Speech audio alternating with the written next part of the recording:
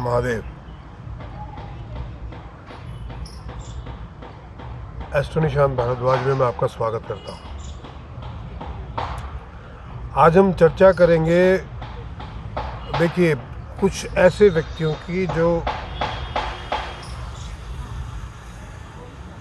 Bharatiya Janata party की अगली पीढ़ी है।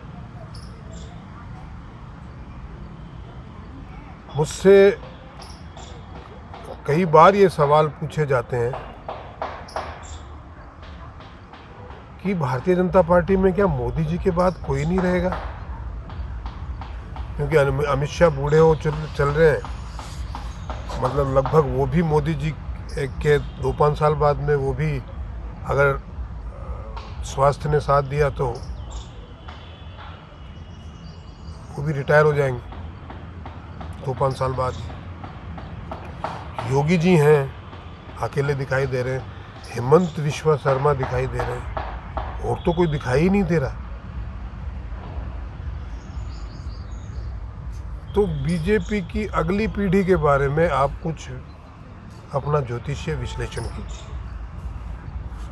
तो मैं कुछ ऐसे नामों की आपके साथ चर्चा करने वाला हूं ज्योतिष के आधार पे, जो निश्चित तौर पे बीजेपी की अगली पीढ़ी के कर्णधार होंगे। कर्नाटक, ये 5 साल छोड़ दीजिए आप,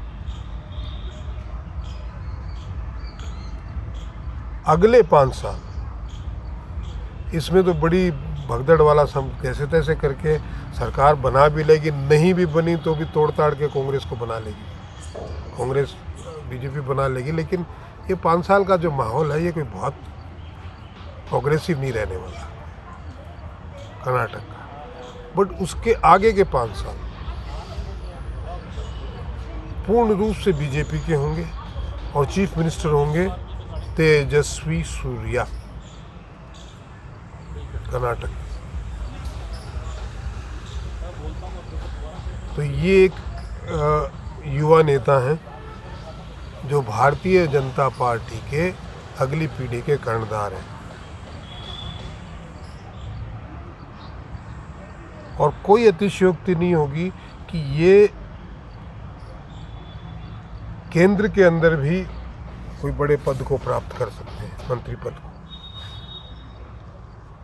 दूसरे जो नेता जिनकी मैं बात करने जा रहा हूँ, राजस्थान का भी आलम यह है कि आप मतलब वसुंधरा राजे सिंधिया ठीक है, लेकिन उनकी मास अपील खत्म हो गई है, और बीजेपी उनको अभी आगे चीफ मिनिस्टर के रूप में प्रोजेक्ट नहीं करेगी।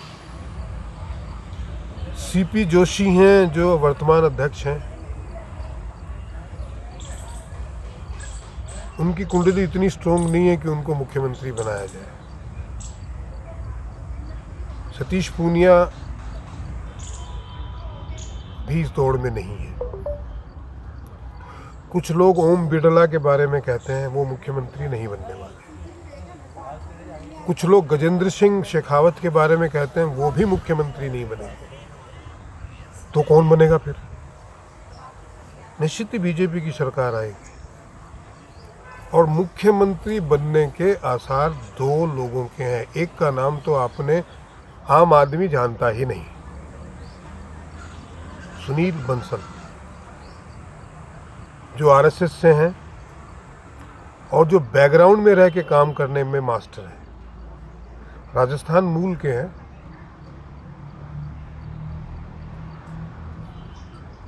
तो बीजेपी के अगले नेता राजस्थान में हो सकते हैं, या फिर अश्विनी वैष्णव,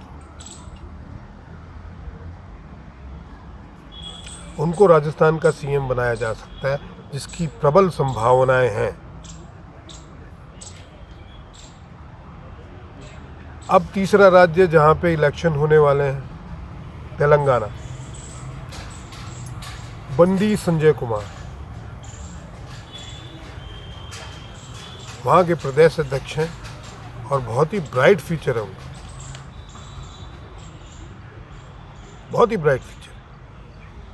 बंदी संजय कुमार को अगर बीजेपी सत्ता में आती है, मैंने भी कैलकुलेशन नहीं किया और कोई अतिशयोक्ति नहीं कि आ जाए,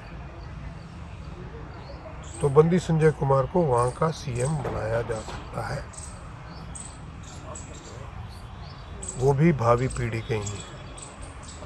और वो इनकी तेलंगाना भारतीय राष्ट्रीय समिति के अंदर से ही आए। दूसरे एक नेता की कुंडली बहुत ही प्रबल है और जो तमिलनाडु से है। तमिलनाडु की राजनीति में उस व्यक्ति का नाम आप बहुत चर्चा में सुनोगे आने वाले समय में। उसका नाम है के अन्नामलाई।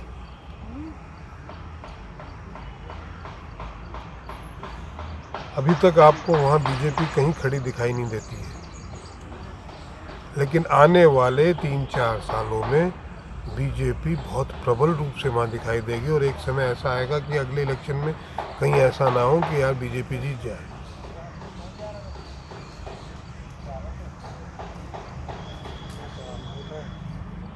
(2029) के आसपास 27, 28, 29 बीजेपी का समय है तमिलनाडु में अपनी सत्ता स्थापित करने का, जहाँ उसकी एक भी सीट नहीं है। और उनकी कुंड है, वैसे तो बहुत ही बढ़िया नेता है, लेकिन के अन्नामलाई वहाँ के नेक्स्ट सीएम हो सकते हैं। एक नेता है बिहार के, अभी जो है चौधरी करके बीजेपी प्रेसिडेंट, बिहार में भी बीजेपी के पास में कोई नेता ही नहीं था। नीतीश कुमार ने कोई नेता ही नहीं पनपने दिया था। बट आने वाले समय में 2025 में जो अभी अपनी साथ 2024 में नीतीश कुमार का और पार्टियों का इतना बुरा हाल होना है कि उसके बाद में 25 में इनकी हिम्मत ही नहीं रहेगी। जेडीयू खत्म है, आरजेडी का बुरा हाल होना है, लड़ने की हिम्मत नहीं रहेगी। 2025 में बीजेपी के वहाँ अकेले अपने बल पे सत्ता में आने के प्रबल आसार हैं। और वो जो चौधरी हैं, संग्राम चौधरी या सम्राट चौधरी हैं, ऐसा ही कुछ नाम है,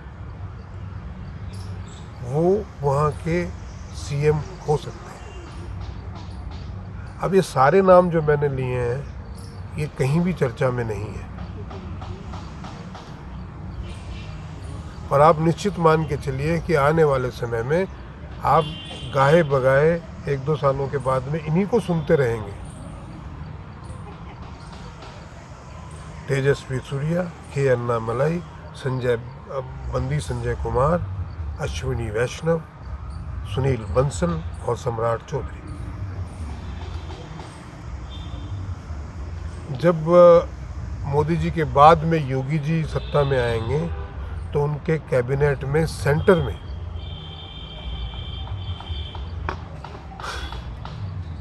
जो मिनिस्टर्स होंगे, होम मिनिस्टर अमित शाह जी नहीं होंगे, उस कैबिनेट में राजनाथ सिंह जी नहीं होंगे, वो जो कानून मंत्री हैं, अभी मैं उनका नाम भूल रहा हूँ, जो नॉर्थ ईस्ट से हैं, हिल बी द होम मिनिस्टर। अब अगर भविष्य मल्लिका के अनुसार देखें तो हो सकता है कि इलेक्शन ही ना हो। अगर इलेक्शन हुए तो, और मेरे हिसाब से तो होने चाहिए, 2024 के इलेक्शन तो होने चाहिए,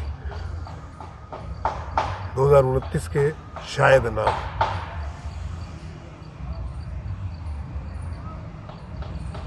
वहाँ सत्ता का स्थानांतरण जो है सीधा योगी जी के हाथ में जाए बिना इलेक्शन।